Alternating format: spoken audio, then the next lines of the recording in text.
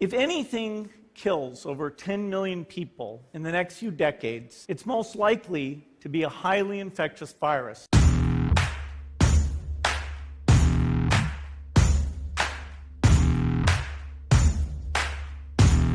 A widespread epidemic, a form of SARS, like a flu epidemic, would to kill over 10 million people.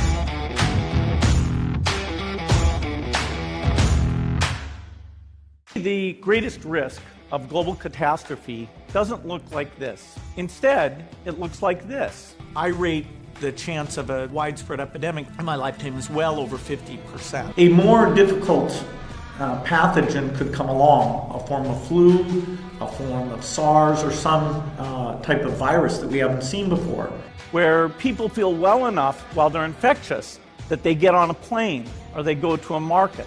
So asking ourselves, are we as prepared for that? The impact of a huge epidemic, like a flu epidemic, would be phenomenal because all the supply chains would break down, there'd be a lot of panic. We'd have millions and millions of deaths.